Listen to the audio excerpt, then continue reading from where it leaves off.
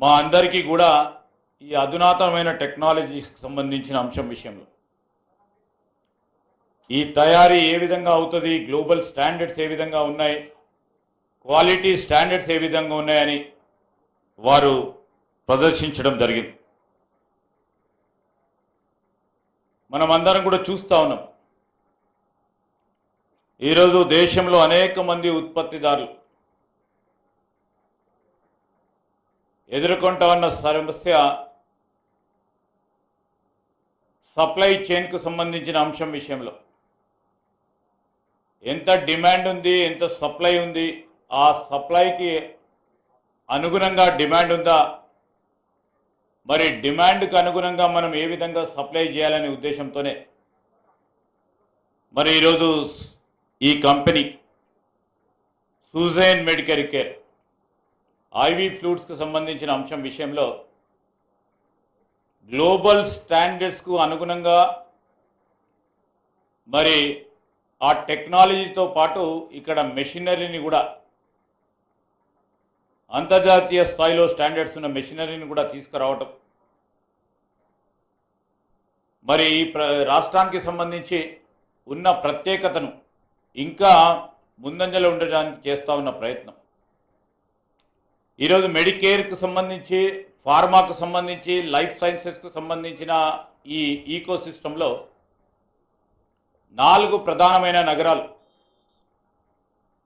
ఓ ప్రక్కన బాస్టన్ ఉన్నా, San Francisco ఉన్నా, జపాన్ ఉన్నా, 4వ నగరం ప్రపంచంలో ఏది ఉందంటే ఈ ఫార్మా లైఫ్ సైన్సెస్ రంగానికి సంబంధించి హైదరాబాద్ నగరం.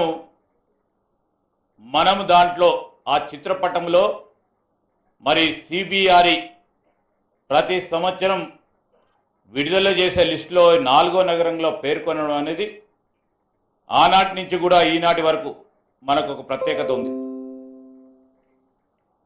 ఆ కార్యాచరణలో భాగంగానే ఈరోజు మనం అందరం కూడా చూస్తూ ఉన్నాం. ముఖ్యమంత్రి రేవంత్ రెడ్డి గారి నేతృత్వంలో పరిశ్రమలకు అనుగుణంగా పాలసీ విధానాలు ఉండాలి. ఆ కార్యాచరణ భాగంలోనే ప్రజలందరి సహకారంతో ముందుకు తీసుకెళ్లనే ప్రయత్న భాగంలో ఒక 2-3 అంశాలు ఈరోజు ఇక్కడ ఉన్న మా మిత్రులకు తెలియజేయాలనుకుంటున్నాం. 2022లో మరి మన రాష్ట్రానికి సంబంధించి ఇక్కడ ఉన్న రియల్ ఎస్టేట్కు సంబంధించి ప్రధానంగా లైఫ్ సైన్సెస్కు సంబంధించిన గ్లోబల్ కేపబిలిటీ సెంటర్ కానీ, వారికి సంబంధించిన కార్యాలయాలకు సంబంధించి కానీ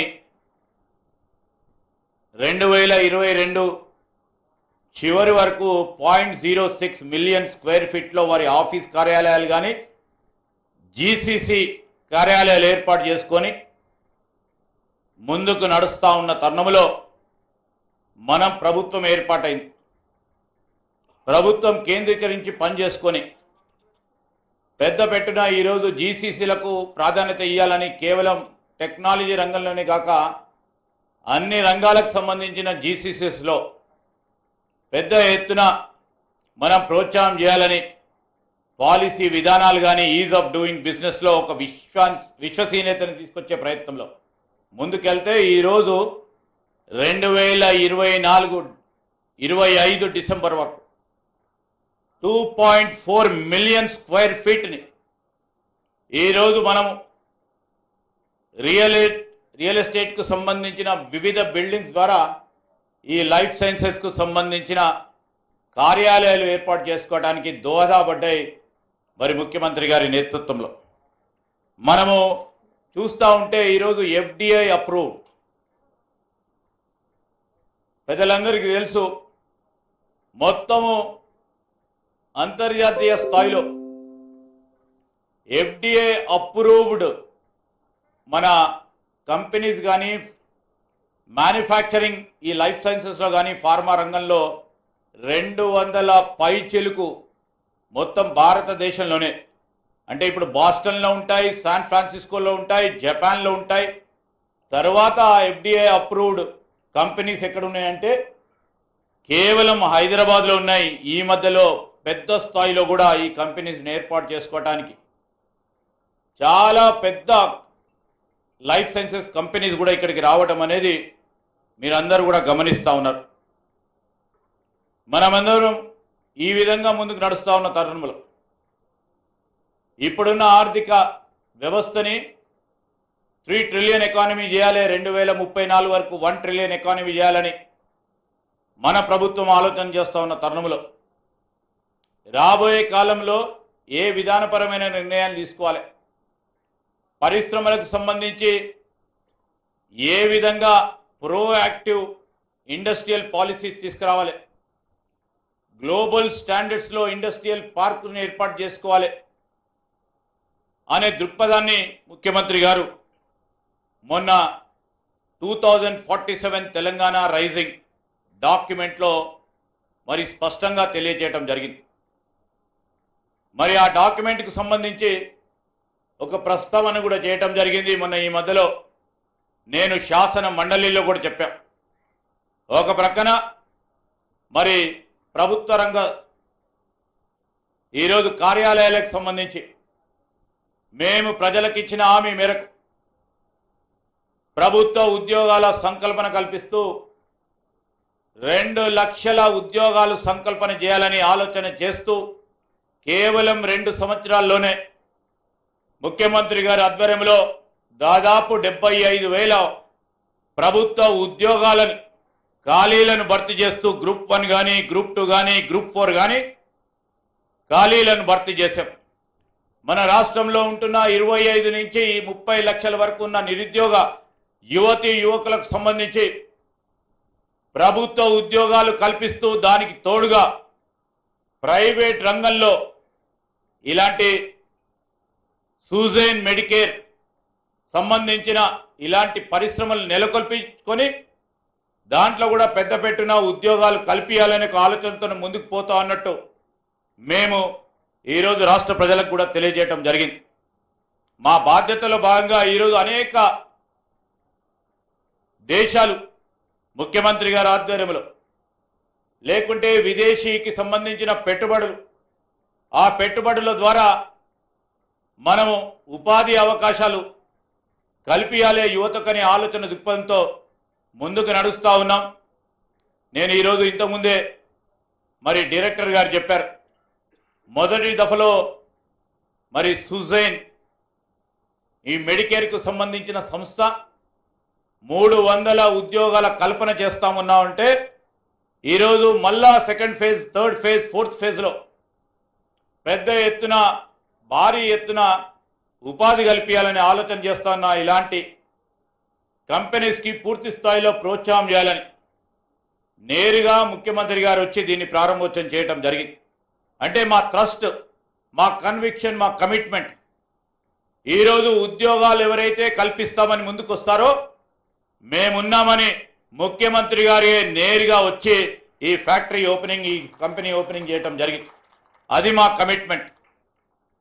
ఈరోజు కేవలం పెట్టుబడులకే కాదు, పెట్టుబడులతో పాటు ఈ రాష్ట్రానికి సంబంధించిన నిరుద్యోగ యువతీ యువకులకు ఉద్యోగాలు కల్పించాలి, ఇలాంటి పరిశ్రమలకు సంబంధించిన పారిశ్రామికవేత్తలకి ప్రోత్సాహం చేయాలనే ఆలోచనతోనే మా ప్రభుత్వం, ముఖ్యమంత్రి గారు ముందుకు నడుస్తూ ఉన్న నేపథ్యాన్ని మీ దృష్టికి తీసుకొస్తూ రాబోయే కాలంలో కూడా మొన్ననే ఈ మధ్యలో డిసెంబర్లో జరిగిన తెలంగాణ రైజింగ్లో దాదాపు 5,60,000 కోట్ల రూపాయలు పెట్టుబడులు వచ్చినాయి.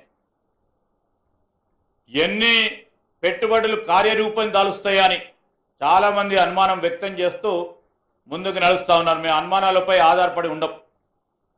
మా ప్రభుత్వానికి సంబంధించిన పాలసీ నిర్ణయాలపై ఆధారపడి ప్రోత్సాహం చేస్తూ ముందుకు నడుస్తూ ఉన్నాం. దాదాపు 60% గత 2 సంవత్సరాల నుంచి మాతో ఎంఓయూ చేసుకున్న వారికి ఆ ప్రతినిధులతోని గ్రౌండింగ్ చేపించాం, ప్రోత్సాహం చేసి ముందుకు నడిపిస్తూ ఉన్నాం.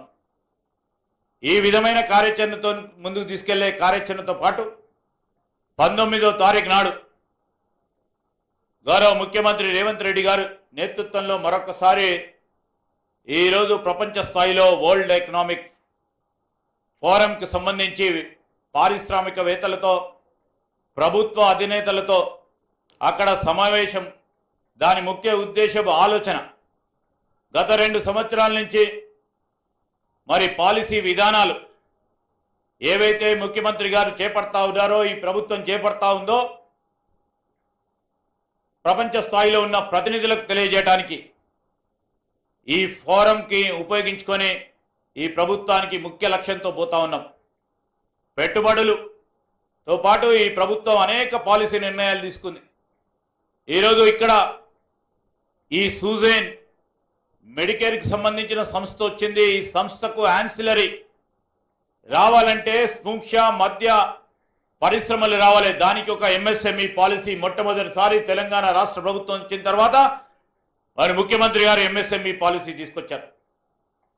దానికి తోడు మేము ఆర్టిఫిషియల్ ఇంటెలిజెన్స్ రంగానికి సంబంధించి ఈరోజు అన్ని రంగాలకు సంబంధించిన పరిశ్రమలకు ఈ కటింగ్ ఎడ్జ్ టెక్నాలజీస్ను ఉపయోగించగా ఒక ఏఐ పాలసీని మరి అక్కడ ఆవిష్కరించబోతా ఉన్నారు. అదేవిధంగా లైఫ్ సైన్సెస్ పాలసీ, ఆ లైఫ్ సైన్సెస్ పాలసీ ఇలాంటి కంపెనీస్కి ఉపయోగపడే విధంగా మరి దావోస్లో ముఖ్యమంత్రి గారు ఆవిష్కరణ చేయబోతా ఉన్నారు. దాని ముఖ్య ఉద్దేశం ఈరోజు సూజైన్ మెడికేర్కు సంబంధించి నైపుణ్యం కలిగిన యువత అవసరం ఉంటుంది ఈ ఫ్యాక్టరీస్లో. ఆ నైపుణ్యాన్ని ఏ విధంగా లైఫ్ సైన్సెస్ పాలసీ ద్వారా మేము వారికి ఇవ్వబోతామో, నైపుణ్యాలు గల యువతీ యువకుల్ని వారికి అందించే కార్యక్రమమే మా ఉద్దేశం, మా లక్ష్యమని ప్రపంచవ్యాప్తంగా తెలియజేయడానికి ఆ వరల్డ్ ప్లాట్ఫామ్ని ఉపయోగించుకునే కార్యాచరణలో ఈరోజు మేము అందరం కూడా వెళ్ళటం, మీ అందరి సహకారంతో ఇక్కడ ప్రత్యేకించి మరి ఈ పార్క్కి సంబంధించి దీనికి దోహదపడ్డ చాలామంది రైతు సోదరులకు సంబంధించి ఈ భూములు ఇచ్చి మరి భూములు కోల్పోయిన మా రైతు సోదరులు ఉన్నారు. ఇక్కడ పరిశ్రమలు రావాలి, ఉపాధి రావాలని కోరుకుంటా ఉన్న ఆ సోదరులకు మొన్ననే ఈ మధ్యలో మా ఎండి గారు, ప్రిన్సిపల్ సెక్రటరీ గారు మరి మీ అందరికీ సంబంధించి ఉన్న సమస్యను పరిష్కారం చేయడానికి సానుకూలంగా ముందుకు వెళ్ళడానికి అన్ని చర్యలు తీసుకున్నామని ఈరోజు మీ అందరికీ తెలియజేస్తూ నేను మరొక మారు ఈ డైరెక్టర్స్కి, ఎండి గారికి దీన్ని ప్రోత్సాహం చేసి ముందుకు నడిపిస్తా ఉన్న మా పట్నం మహేందర్ రెడ్డి గారి మరి ఆధ్వర్యంలో జరుగుతూ ఉన్న ఈ కార్యక్రమ భాగంలో మరి పేదవాడికి అందుబాటులో మీరు ఉత్పత్తి చేసే పరికరాలు ఉండే విధంగా మరి వైద్య సదుపాయం వారికి కలిగే విధంగా ప్రయత్నం చేయాలని మరి I wish them all the best. Good luck. Thank you.